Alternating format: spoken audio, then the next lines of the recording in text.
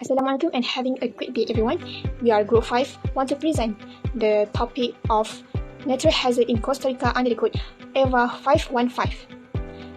Before we begin, let's meet our group.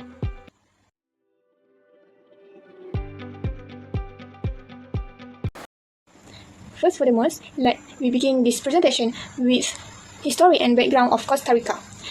This country is a small Central American country. It is highly vulnerable to natural disaster due to its location in Pacific Ring of Fire between two tectonic plates. This lead to earthquake and volcanic eruption like the 1963 Irazu volcano eruption, which destroyed 400 homes and caused 20 deaths.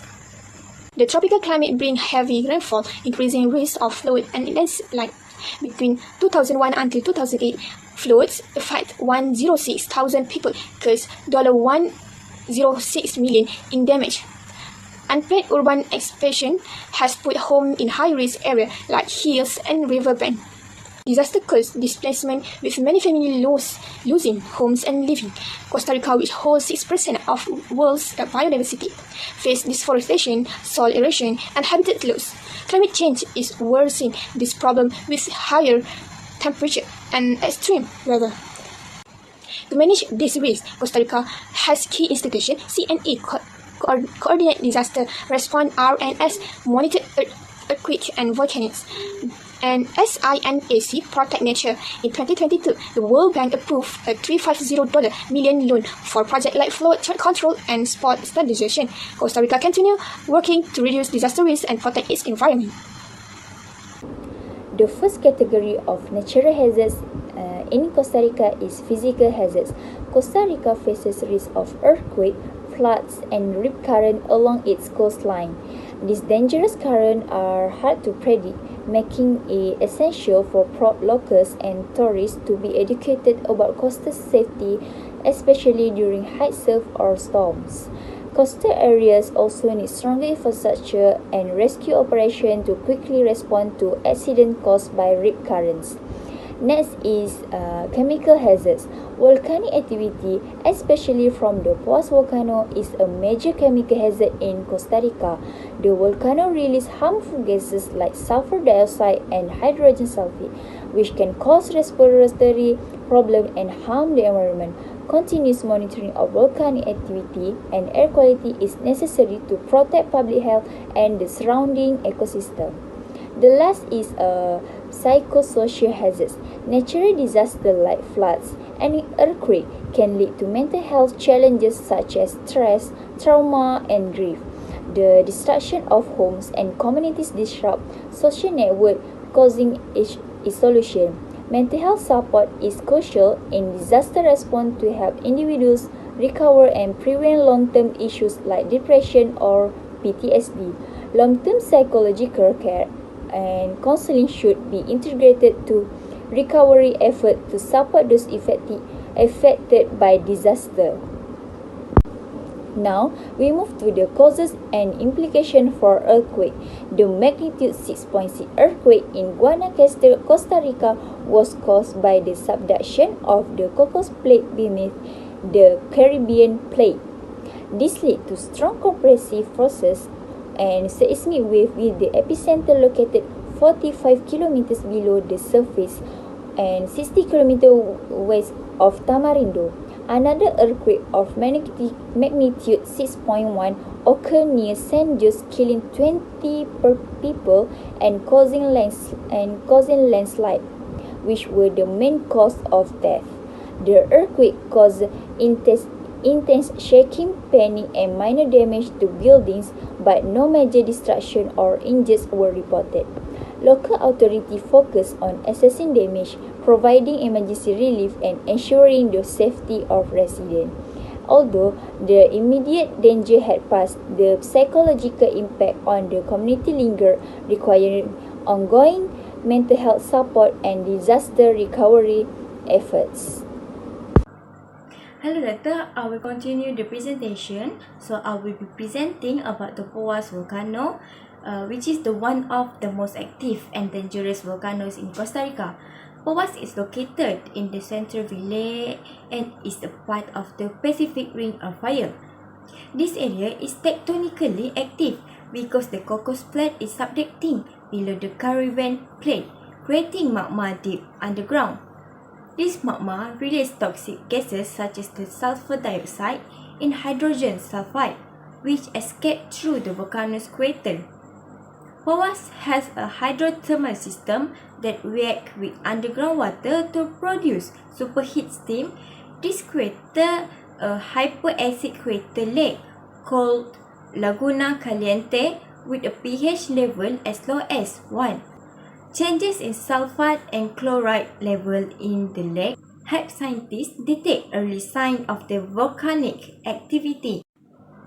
The volcano can erupt quickly and explosively. Major ash eruption, like in 2017, happened in cycle.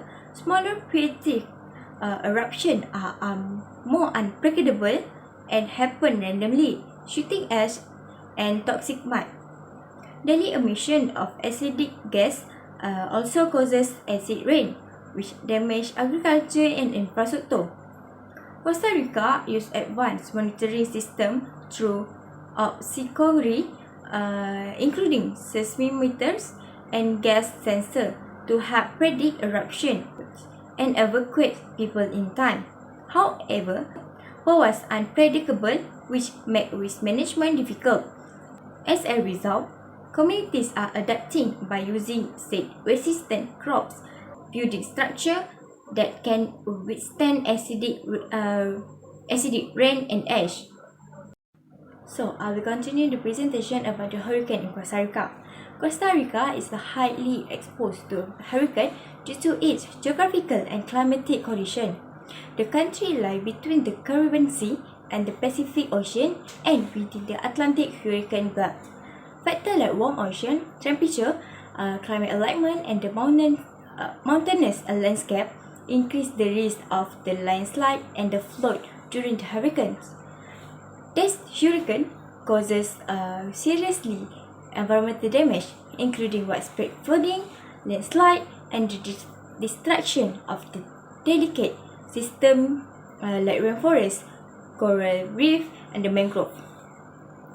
The agricultural sector is the one of the most affected, especially bananas and coffees plantation.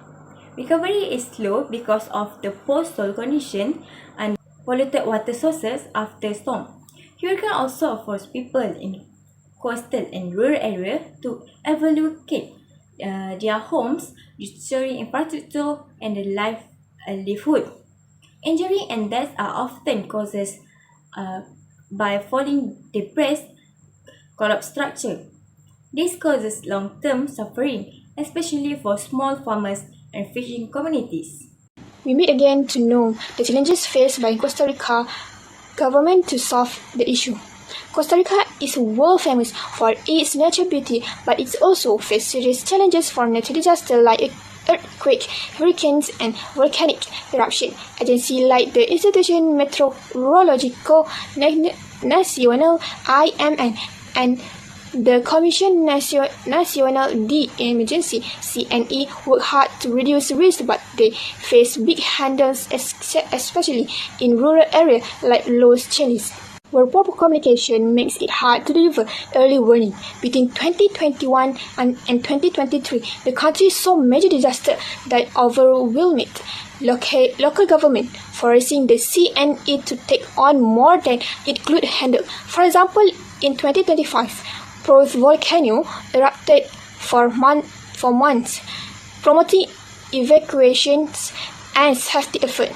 Limited funding, bad roads, and lack of transportation also slowed down relief work. While Costa Rica has strong disaster plan, poor condition and lack of resources make implementation difficult. To protect communities, better cooperation among agencies, local leaders, and citizens is crucial. Now I will continue with recommendation. There are several suggestions that can help households cope with natural hazard. First, the development of a national emergency application to deliver disaster information more quickly and comprehensively. For example, Japan's J-Alert system allows the government to deliver disaster information such as earthquake, and tsunamis. It operates in 3 steps. Disaster info is received by the Fire and Disaster Management Agency, sent via satellite, and warning are broadcast via loudspeakers, TVs, radio, and mobile phone. Therefore, countries like Costa Rica should study a similar approach as it also faces risks like earthquake, volcanoes, and hurricanes. Next, Costa Rica needs to establish a Rapid Response Team (RRT) to provide immediate emergency aid such as food, water, and shelter to disaster victims. In New Zealand, this team consists of trained volunteers ready to act when disaster situations change, to prevent things from getting worse. The RRT provide quality food, drinks, and support to those affected. With RRT, Costa Rica can respond faster and more effectively to disaster, reduce the impact and damage to the people and the country.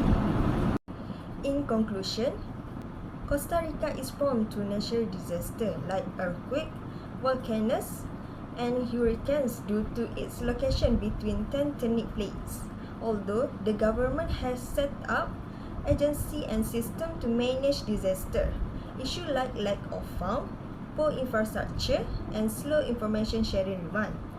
Therefore, it is important to improve early warning system and create rapid response teams to reduce damage. That's all from us. Thank you.